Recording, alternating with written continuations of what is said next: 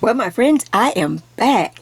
I am back because once I got on a roll, Jay just keeps rolling. So I wanted to come back and show you part two. When I left you at the end of part one of our treasure hunt stitch chart, ta-da! I shared with you the beautiful stitch that this chart just just lines and circles and squares. Once you put it all together, just like a treasure map, just like you following clues, this was the pretty stitch that you should have come out with at the end of your treasure hunt. And I thought it was so pretty. And then plus the color was so pretty. And then I had a lot of our jewels. But I wanted to go ahead and come back while it's still fresh in your mind. This is a chart. And, sometimes when you're in the rhythm of something, you're like, okay, gosh, Jay, I did that chart. Oh, I'm kind of in the rhythm. Okay, if I wait a month or two and come back, you've lost that rhythm. And it's hard to go back and get people to go back and look at this chart. The second time you look at it, you might go, oh, Lord, I don't even remember doing that. I don't know how I want to. I know how the mind talks to you, people. Please believe me. So I wanted to come back now and get you started. And we're simply going to call this Jay's Knit the Treasure Hunt Wrap. This is going to, I knew I was going to do a scarf, but the yarn kept saying, shawl, wrap, shawl. So I'm calling it a wrap because it's not, you don't have to worry, it's not as deep and wide as a big shawl. This is more of a like a shoulder wrap. I can't wait till you see it. But first, let's get started. I just wanted to remind you of what the stitch looked like at the end. Now, for those who may be joining this video and like, oh, that's pretty. Okay, you have to go and do episode 214, and I'll link it. And it's the video right before this one. You have to look at the video, listen to it, and be willing to work the stitch chart. There's no written instruction. I'm taking you, I'm calling them clues, but it's like row by row of how to read the chart. How to put all these little simple symbols, just plain simple. A first grader could recognize these little, they say, oh, that's a stick, that's a circle, that's a zero. Well, that's all it is, people. I made it simple. I try to keep my chart simple. But look at the stitch you come out with.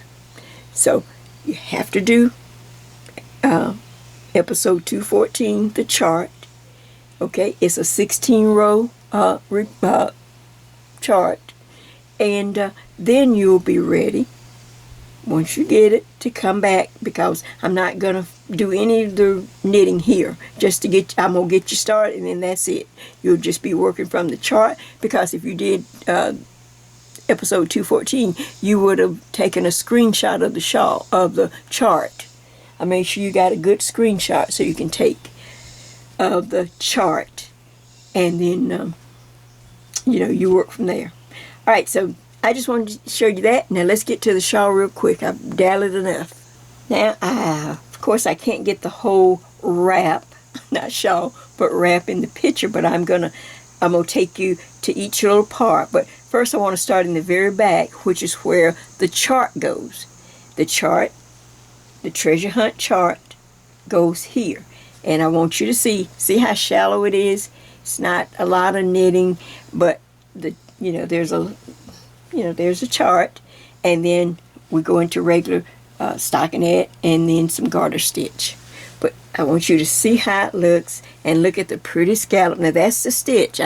We don't have to do anything. That's why I love these stitches that, when you have the 18 stitches in the swatch, or 21. Usually they have very pretty edges, stitches like that. And a lot of times you think, where can I put them? Well, this is what happens when you can use these type swatches or samples at the bottom of the garment. This is the back. We're starting at the bottom. We're working to the top of the shoulders, to the neck. Does that make sense? Okay. Now, I'm sitting in front of the window. Nature sounds are free.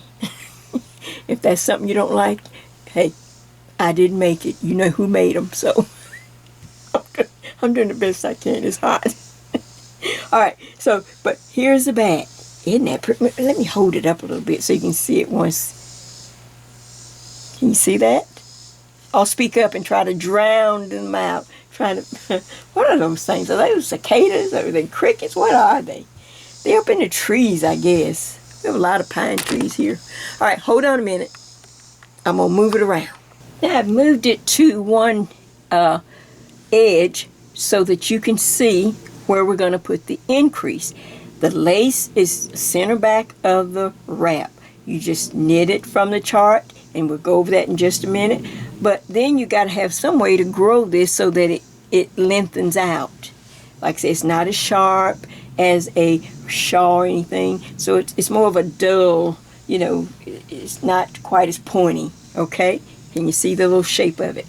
And this is the increase section right here. You see on the, be showing you your working formula, and I'm just calling it the border. But you will simply do yarn over eyelets to increase on every right side. The wrong side, you simply purl, just like the chart.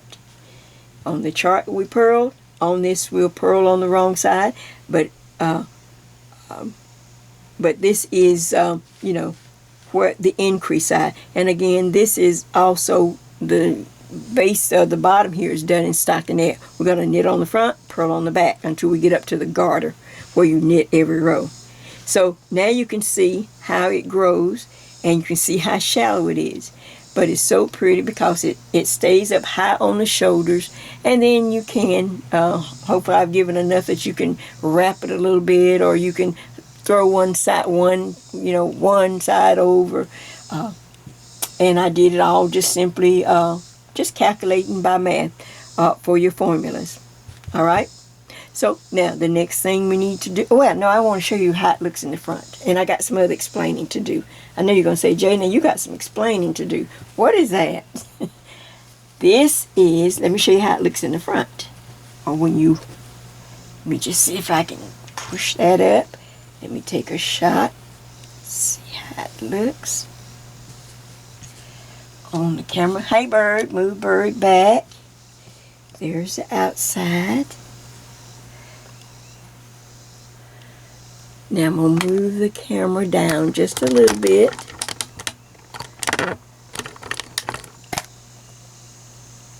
And I've got it back as far as it'll go, I think. So, alright, but you can see, hopefully enough, to see here is the front as it comes down. Okay? I'm trying to see if I can position it. I'll move it down. Okay, so here is as it comes around the front, you have this kind of really wide neckband. See that? It's just garter stitch. It looks impressive, but it's just knit every row. Because, you know, like I said, once you've done the chart, I want the rest of it to be all downhill, just like a ball rolling downhill. All right, now I'm gonna pull it up. And you can see, let's see if I can get the bottom in now. Then you can get the two edges down here.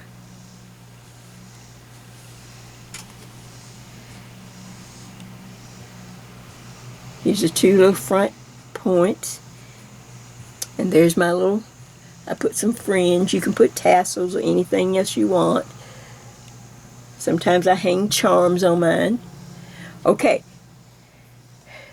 Now you ask, Jay, well, that's different with the little fringe down the front edge. Let me pull it down so you can see it. Okay, can you see the little fringy things? Okay, I'm going to tell you a secret. You'll only hear it here. Nobody else is probably going to tell you a little secret. Okay, you know when we're working this wrap, and we get to the garter stitch edge, that's just knitting every row. I don't care how long you've been knitting, seasoned knitters, advanced knitters. I even see it on some of the, in books. I've seen where they, taking pictures of the project finish in books, and I can find the glitch. Like, oh, she had a glitch. And you can see it in garter stitch. For some reason, there forms these little divots or glitches in the stitch. And most of the time you don't even recognize or see it until you've passed it several rows up, and nobody wants to keep taking out garter stitch and having to pick that up. So you just either live with it or try to do better each time. But I don't care how much I try, and I really, take my time. It's just knitting every row unless I fall asleep. But when I get those, when at the end I had some little divots, little, I don't know, glitches in here. And so from me to you, this is how you can kind of disguise it so that it doesn't show up on the camera or when you're wearing your finished garment. Like I said, a tip you're going to get right here from Jay. Jay's best tip ever for when you have to work with garter stitch, knitting garter stitch. So wherever I saw one, I went ahead and just took 2 strands of yarn, little pieces I've cut, and I did a little piece of fringe right on top of the little glitch. You can't even tell. And then, of course, I had to just add some others to kind of make it look like, oh, that's a design feature. Isn't that cute? It's just fringe. If I had a divot, I know I had one there. So I just added some others, kind of spaced them out, added some others to give it just as part of my design, like I was thinking of it. I got this late last night while I was in the bed when I was thinking, Lord, am I going to have to redo that thing again? I just saw those little potholes. That's a good garter stitch potholes. That's what they look like. They look like you're just nice and smooth, pretty garter stitch, and then you have a pothole. But you don't see it when you're doing it. It just pops up later. And so this is a good way to disguise it. What do you think of that? Like I say, good tip from Jay. You will never see your potholes.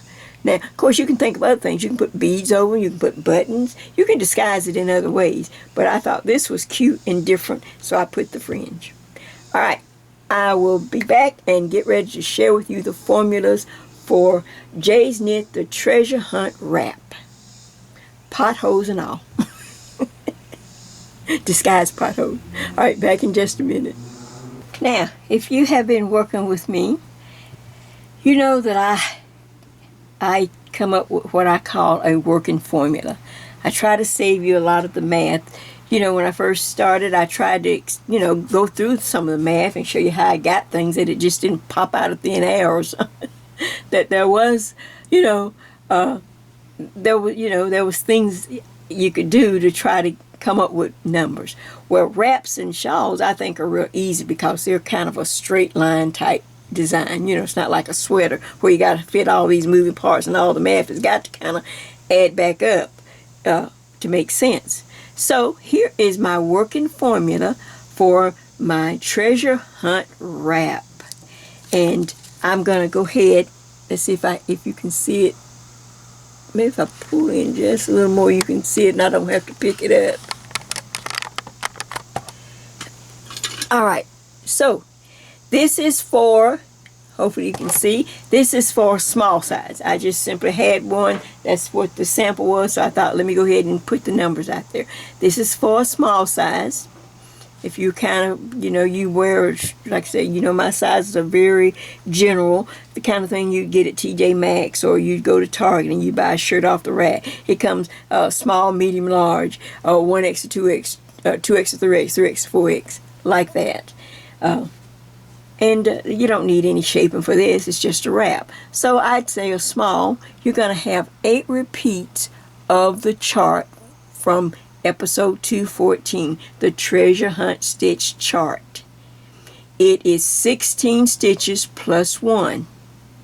So every time you have a plus 1, where you do 16, 16, 16, and then you have 1 In fact, it's the first repeat has a +1.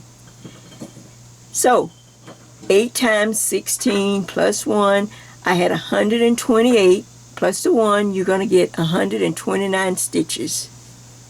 This is for the small. Then I draw my working formula line. It's just one line, whether I'm crocheting or whether I'm knitting. Everyone gets a border of 9, and that's what I'm going to show you how to increase in the border. Then you simply take the one, however many stitches from the repeat, 129. Now if I add this all up across the bottom here, it will give this person, who's maybe a smaller size, not a lot of fluff. You just want a pretty wrap around your shoulders. And, it's not real deep. It's real shallow, but it looks real pretty in the back. You're going to cast on 147 stitches. 147 stitches to get a really nice wrap that's going to come all to the front and wrap your shoulders beautiful. Once you cast on 147 stitches, I need for you to knit 2 rows and wait for me there. Now you're going to get a good screenshot of the small size. Let me rest my arm.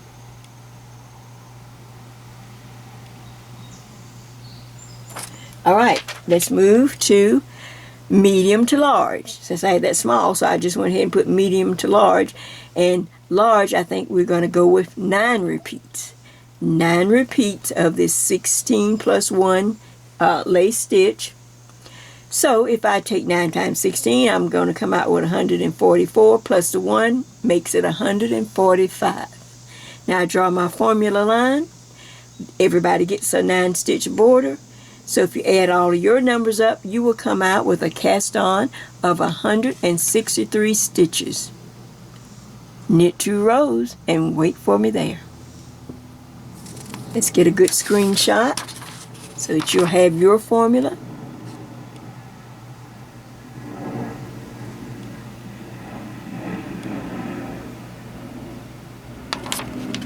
There's a nice breeze blowing. That wasn't me shaking, that was a breeze blowing out of the window. Okay, and we're done. Okay, and I have another one somewhere. I missed something. Well, I'll get it in a minute.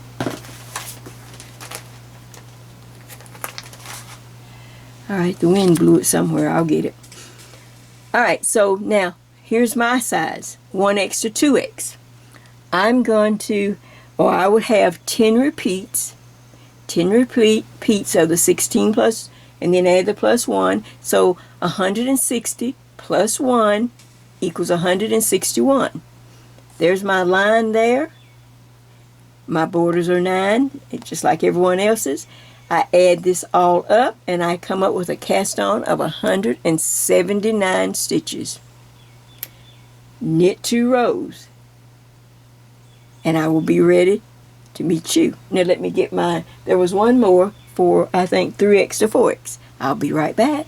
Alright, I found it, but now here's a screenshot. Ooh, the wind's blowing through the window. That feels good. Here's a screenshot for 1X to 2X.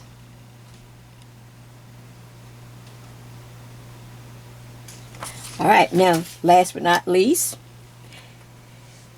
Alright, here's 3X to 4X. 11 repeats. That's going to be 176 stitches plus 1 equals 177. Now, here's my line here. All I have to do is add my numbers up. This person will start and cast on 195 stitches. It's going to be a really long wrap, but they can wrap it and just wear it different ways. But it's not that wide. It's shallow, so it should work just fine.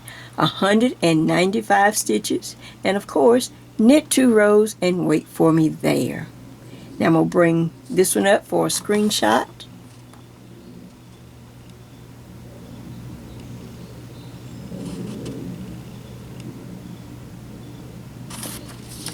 And now we're going to get started, and I'm going to get you started on working everything and making it, showing you how to do the increase on each end.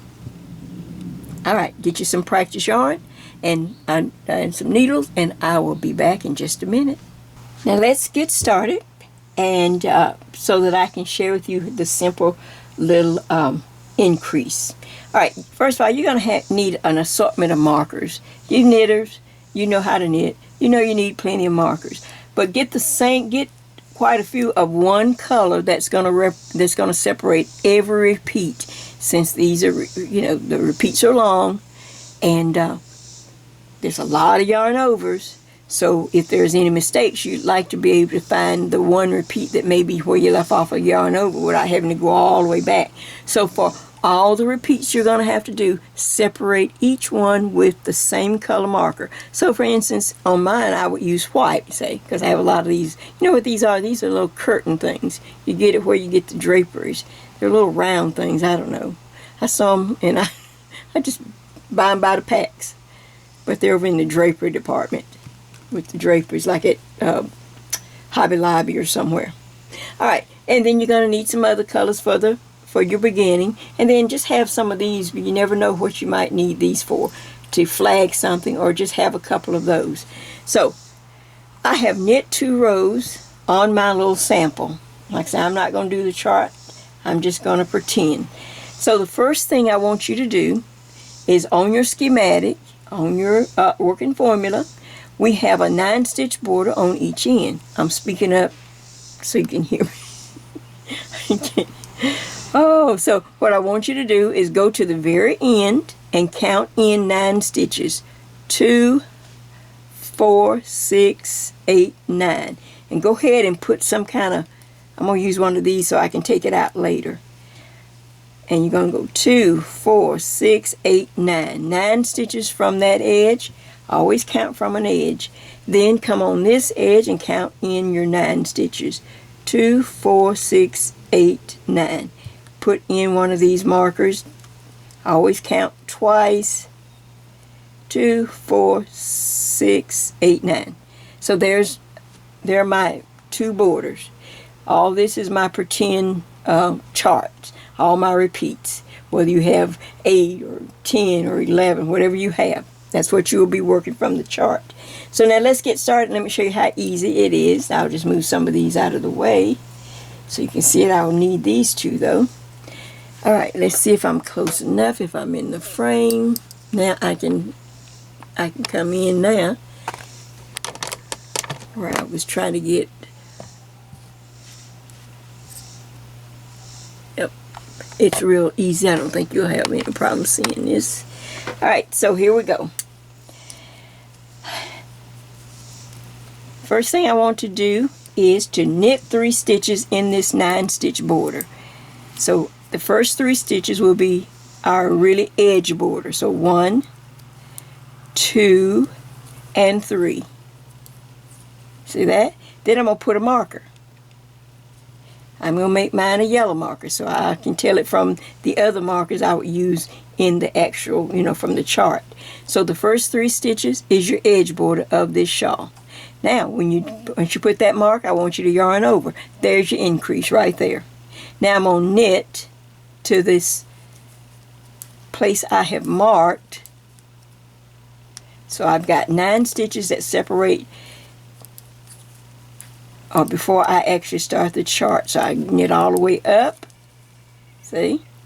That's why I wanted you to mark it beforehand. Otherwise, you're like, oh, where was I? So now I'm going to put one of the repeat markers. Whether you have all blue, maybe you got all pink, I'm using all white. So I stick a marker there. And I can take this one off. Now, for those got your chart already, take a screenshot of it from episode 214. Now you're going to work the chart, row 1 of the chart. So now I'm just going to knit across. I'm not working it. So I will knit across, and then I will see you on the other border. So you're working the chart now. Row 1 or clue 1. Take your time and work it. I will see you back in just a moment as I work around to this marker. Now I have worked my way around to this other marker that I set aside the border. And you know what? You could leave those in for a few rows to make sure you have, that you know where it is, where one stops and one starts. So this is, look over here, I've done the last repeat, and I'm going to go ahead and put in a last repeat marker so I know that ends the chart. Now I'm going to knit the 9 stitches that are left up here on the end. See the 9 stitches right there that represents the larger border. I'm just going to knit 1, 2, just knit all the way up to the last 3 stitches. On this side you just knit up to the last 3 stitches. 1, 2, 3, one more, stop. Then this is when you do a yarn over. Now I'm going to place my yellow marker to match the yellow marker on this side, and this is my increase right there. I just yarn over, slide the marker, now knit the last 3. Hold that yarn over in place. You always have to hold it over on this side. Just hold it with your thumb or something, and then I knit the last 3 just like that. Then when I turn the work, just like on the chart, all these first 3, the very edge border, 1, 2, 3 on each end, I'm going to knit every row, just like I always do. Then I put the yarn in front. Now I'm going to purl that yarn over, and all the stitches here, and the chart, all the stitches in the chart. That's why we have a marker to tell me where it starts and stops. All the way to this marker, keep going. I keep purling. Then when I get to the yellow marker, or your very end, the last 3 stitches, then yarn in back and I knit them. Alright, so when I come back, I'll go ahead and do that, and then I'll come back and we'll increase one more time, just for the fun of it, okay? Hey, I ain't got nothing else to do but work with my friends. Alright, so now, but you're working the chart. Alright, back in just a minute. So let's start another increase. I'm on the next right side row. You're working off your chart. The first 3 stitches, again, every row, we knit 3. So I knit 1, 2, 3. I'm up to my first, and my mark is yellow. I slide the marker. Now look, I yarn over. I just yarn over. That is my increase. And then I knit down to where I start the chart, to the chart markers. That's why it's nice to have them all the same color. You know immediately I am at the chart and ready to go. So I just knit down. When I slide the marker, I am on, I guess, row number 3 or clue number 3 of the chart. And I'm just, like I said, I'm not doing the chart, I'm just showing you the increases. And then you will start to see the eyelets show up. You won't see much right now, but as you go, you will see each increase. Now watch, you will continue across your chart, all those long repeats. When you get here at the last repeat, it's telling you this is the last repeat. Then you knit all the way up to the marker, 3 stitches, the last 3 stitches. You yarn over, then slide the marker, and then knit the last 3 stitches. And then you will notice the yarn over is going in this direction on this side. Now that's the simple increase. Now I'm going to get the shawl so I can walk you through and tell you how many repeats you need to do. Alright, back in just a moment. Now I'm going to walk you through once, from this point on. Alright, here's the chart again. Now I'll hold it there in case you need to get another screenshot of it or look at it. This is the chart, Jay's Knit Treasure Hunt Stitch Charts. This is a multiple of 16 stitches plus 1. Now on this chart, the plus 1 starts first, so your first repeat will be 16 plus 1, 17 stitches. It will be 17 stitches, and you will work that all the way. Then for all the rest of the repeats, your eye has to come back up to the yellow, and you will be 1 stitch short. So all the rest of the repeats will be only 16 stitches. So if you ever have to check some of the repeats, just know the first repeat is 17 stitches. All the other repeats will be 16. So every time you bring your eye back up, you'll be short 1 stitch because you start at the yellow. Start here, work across. Come back up, start here, work across. And then you'll go to the end. Does that make sense? Now, for us that are on the short side, anyone 5'4" or so under, short like that, or 5'5", short, 5'4" and down, okay?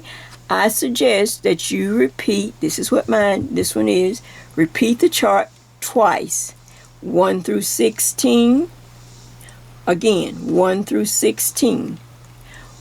If you are taller, you're over 5'5", something like that, 5 feet 5 inches and taller, you may have to do 3 repeats in order to get this lace to drop in the back, on your back some. Otherwise, all this lace might be up at your neck and shoulders, and nobody will be able to see it.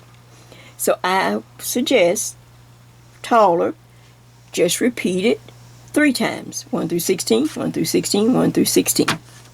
Easy as that. Now, once you've done that, he says, I got the chart out of the way, we will go into stockinette, simply where we knit on the front, purl on the back. All the while now, you're going to keep increasing. We will stop the increase once we get to the garter stitch. But for a stockinette, you will still increase just like you were doing on each end. You will still keep the same increases. Now, for those that do 2 repeats, I suggest you knit at least 4 inches in this section. See, I had to get this done in quick, so maybe I don't have 4. But I suggest once you stop, you reach row 16, you finish it. Now you're doing stockinette. I'm gonna knit across, purl back, knit across, purl back, just like we regularly do. But do it for at least 4 inches. You can go 5 if you like. If you wanted to drop a little more in the back. Those that are taller, you need to go at least, we did 3, we double it, so you're going to looking at least 6 inches. 5, a little over 5, 6 inches if you get tired. And you can't quite make it to 6, but at least get over 5 so that the lace will drop in the back, will be down and not way up at your neck and nobody can see the lace. Those that do 2 repeats, you need 4 inches in here in this section. Those that do 3 repeats, the taller person, you're going to need at least 5 to 6 inches in here. Now we're up to the star, well, the second star. This is a star, the lace is a star. Now we're into this garter stitch, and you're simply going to work at the same length as this section. If you did 4, be sure to make it 4. You might even go over a little bit. That's fine. If you want it a little thicker, that's fine. But there are no increases. All the increases stop when you did the last row of this stockinette. And from then, once you start garter, you just knit every row, back and forth, knit every row, and hope that you don't get any garter stitch potholes. The tall person, if you had 6 inches in here, over 5, or at least trying to make it to 6, at least 6, you want to repeat the same thing. You want the wrap to be in proportion. You don't want a little bitty little something here, and then all this other heavy lace at the bottom. You try to proportion it out so that it looks right. And all this lace needs something heavy at the top so that it looks like, okay, this top can carry this lace. If I had a really little thin thing, it just looks strange to have that little thing sometimes. You can do it, but, I'm just sharing with you what I suggest.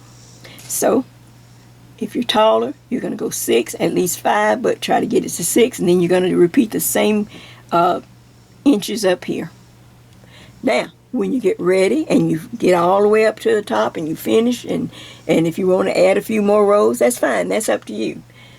All right, then make sure that you are on the wrong side to bind off. I think I'd be over here. Remember my little bind off. When I can, I try to bind off on the wrong side, but especially in garter stitch.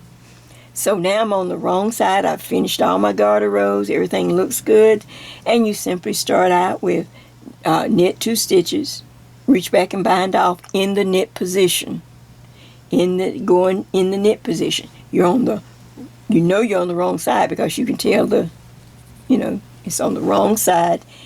And then I knit the next stitch, reach back and bind off. Knit the next stitch and do it very loose. Knit the next stitch, bind off. I like to use a single needle so that I don't have the one on this side pulling against me. So I usually cap the other needle and just let it drop off. Then I take something real simple like a double pointed needle, and you'll see how loose and how nice, and there's no pull because you're not fighting against yourself when you're using the same needle where the fabric is on. Just cap it, throw it to the side, and knit 2 stitches, reach back and bind off. Knit the next stitch, reach back and bind off. Knit the next, reach back and bind off, all the way across. And let me just turn to the front and just let you look at it for a second. Okay. And then I've shared with you about the potholes, and you may see some. Maybe you won't, but you can still use this too. It still just makes it look different and pretty and just a little talking point. It don't hurt to have something a little different. A little talking point. This again, I put it down so you can see that little fringe. See, and I took about two strands and a small crochet hook and just made my little fringe right there. And of course, you can do a tassel or anything you want at the bottom. It just gives it weight to hold the front point kind of down. It's not really pointed that much, but it just adds a little extra. And like I said, sometimes I even add a little charm to my front edges, just something special. Whew! I'm telling you, this is going to be a fun knit. It's easy once you get into the rhythm. That's why I fought to come back to bring it to you now, because a month from now you'll be like, Jay, I'm not going to do that chart. But now that you've done the chart, the ones who've done it, or the ones now who are looking at the finished project going, you know what, Jay, I'm going to go back and do the chart, get in the rhythm, and you will just sail through. Just take your time and make sure you just watch. And like I said, I did go ahead and tell everybody to separate all those, separate your repeats. So if you did miss a yarn over, you can go back and find it easily. They're easy to count. They're the little stitch that lays across the needle diagonally. You can count. If you're supposed to have 4, you can count your diagonal and says, oh, 1, 2, 3. Oh, I needed one more. And flag it. That's when you take some of these little markers and flag it. Okay, so now when I come back on the wrong side, I can just pick up a strand, purl it, and keep going. Keep on pushing. Well, this is Jay, and to all my friends, everyone, everywhere, every size, I am truly glad and that you came, that you joined me. I hope you give this a try. I had to come back fast because I didn't want you to fall out of the rhythm of the chart. And let me know. Learn to take pictures now. Now that you are getting to be, oh, Jay, I'm getting more experience. I feel the confidence rising. Learn to take pictures of your work as you're working. You do something. You do one chart of repeats. Just do the first repeat. Stop, snap some pictures, different angles. Make sure it's on something nice. This is nothing but a nice big a beach towel. Something with, solid in color so your work will show up. And just take nice pictures, not, just kind of. And then when you do something different, take some more pictures. It builds your confidence, and then plus at the end you can say, hey, I got some pictures, I'll just send them to Jay. She'll put them out there with some music and people will see my work. And I'm telling you what, some work you have. Thank you, and thank you too. Okay, let me get off because I got to get this ready, and I will see you. I don't know what I got planned next, but Hopefully you'll like it too. This is Jay. Happy knitting, and I'll see you soon. Bye-bye.